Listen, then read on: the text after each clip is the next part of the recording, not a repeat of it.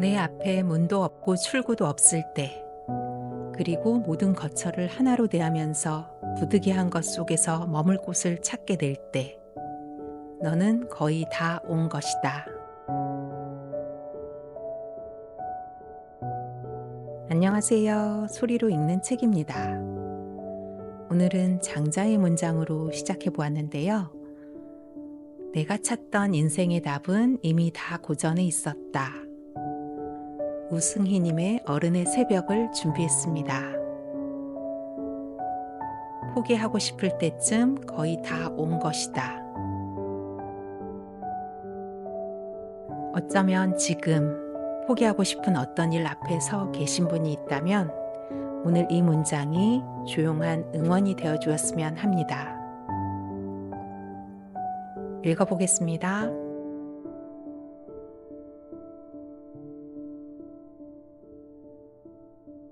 포기하고 싶을 때쯤 거의 다 온 것이다.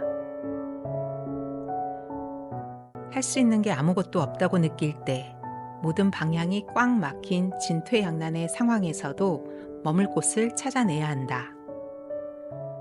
어쩔 수 없는 상황은 사람을 자포자기로 이끄는 것이 아니라 더 많은 생각과 고민을 하게 만든다.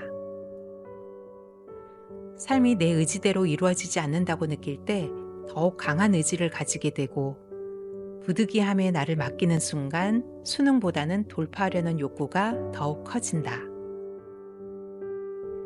그런 의미에서 어쩌면 장자의 거의 다 온 것이라는 말은 의지를 최소화하라는 뜻인지도 모른다.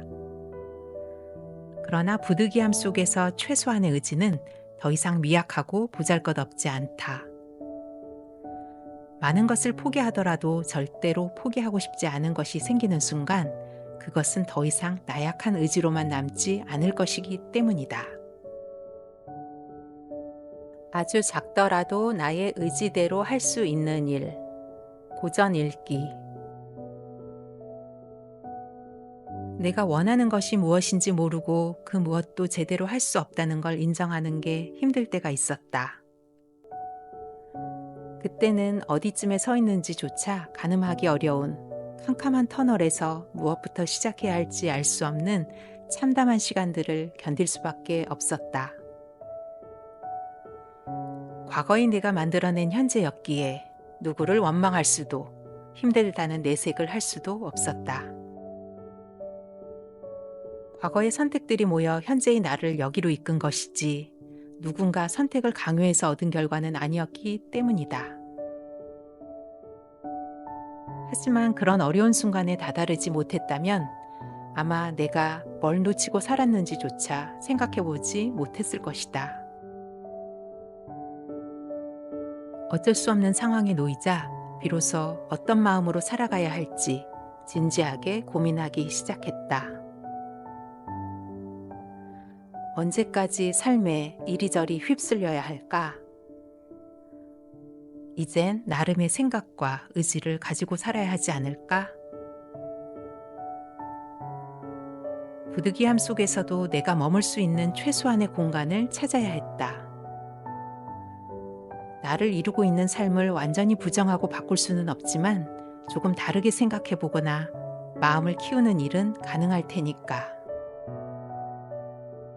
그렇게 인생에 의미를 부여하고 마음을 다해 단단하게 일어설 수 있게 할 어떤 것이 필요했다.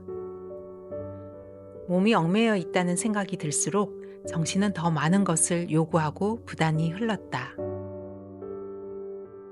지금 여기에서 만족하지 못한다면 어디를 가더라도 달라지지 않을 게 분명했다. 아주 작은 일이라도 나의 의지를 관철시킬 수 있는 무언가를 찾는 일이 절박했다. 어떻게 해야 삶의 작은 균열을 만들어낼 수 있을까? 나는 왜 살고 있고 왜 살아가야 하는 것일까? 답을 얻기 위해 할 수 있었던 유일한 일은 닥치는 대로 책을 읽는 것이었다. 모든 책에는 배울 점이 있었고 나름대로의 장점이 있지만 인생에 대한 물음이라는 시급한 과제 앞에서 보다 직접적인 가르침과 울림이 있으면 좋겠다는 생각이 들었다. 그때부터 그 어느 때보다 간절한 마음으로 논어를 읽기 시작했다. 많은 사람이 스승으로 삼는다는 논어가 적절한 삶의 지표를 제공해주지 않을까 하는 기대를 품으며 인생을 주도하지 못할지라도 마음만은 자유로울 수 있다. 논어의 첫 구절은 배우고 때때로 그것을 익히면 이 또한 기쁘지 아니한가. 벗이 있어 먼 곳에서 찾아오면 이 또한 즐겁지 아니한가.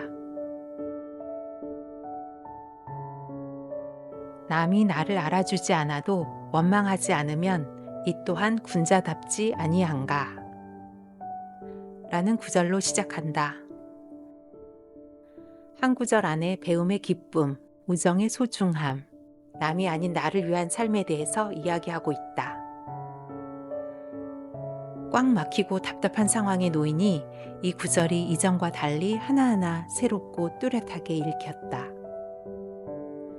남이 알아주지 않아도 원망하지 말라는 말은 온전히 나에게 하는 말이라는 생각이 들었다. 나는 왜 나를 알아주지 않는 남에게 마음을 쓰면서 살았을까? 남이 나에게 원했던 것일까? 아니면 내가 먼저 그렇게 살고자 했던 것일까? 타인이 나에게 진짜 원하는 것이 있었는지, 원하는 것이 있었다면 구체적으로 무엇이었는지도 잘 몰랐다는 생각이 든다. 결국 남이 아닌 내가 만든 틀에 스스로를 가두고 눈치를 보면서 살았던 것이다. 힘들고 막연했던 생각이 명확하게 언어로 표현되면 더 이상 그렇게 힘들거나 막연하게 느껴지지 않기도 한다. 나의 상황을 짤막한 한 줄로 정리해 놓은 것을 읽자마자 고민이 해소되고 마음이 치유되는 것을 느낄 수 있었다. 남들에게 인정받으려면 가치 있고 효용성을 가지는 일을 하는 것이 낫다.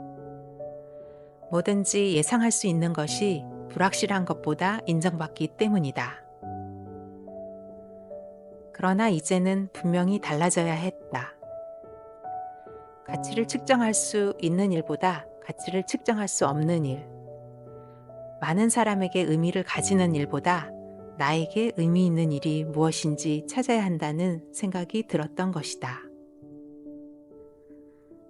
양주는 자기 몸에서 한 개의 털럭을 뽑아서 천하가 이롭게 된다고 해도 뽑아주지 않는다고 했는데 왜 나는 세상을 위해 이로운 일도 하지도 않으면서 세상의 눈치만 보고 살았던 것일까?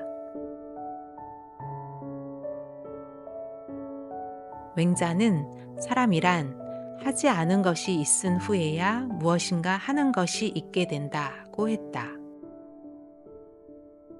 나 또한 아무것도 할 수 없고 하지 않았던 괴로운 시간들이 결국 하고자 하는 욕구를 만들어 주었다. 그 시간은 결국 무엇이라도 할 수 있게 될 때까지 견뎌야 했던 소중한 시간이었다. 장자는 우리가 원하는 것과 반대로 흘러가는 것, 우리가 어찌할 수 없는 부득이한 곳에 머물게 될 때 오히려 마음이 깨어난다고 말한다. 부득이함에 놓인 답답한 상황은 나에게 자기 자신에 대한 끊임없는 물음을 던졌고 그와 더불어 고전이라는 출로를 만들어 주었다. 과거를 돌아보고 현재와 맞닥뜨리는 것은 고통스러운 과정이다. 하지만 그 속에서 알고자 하는 욕구가 더욱 강해지는 것이 바로 장자가 말한 거의 다 온 것이라는 의미일지도 모르겠다. 나는 인생에서 아무것도 주도하지 못하는 순간에도 마음만은 자유로이 할 수 있다는 것을 비로소 깨달았다.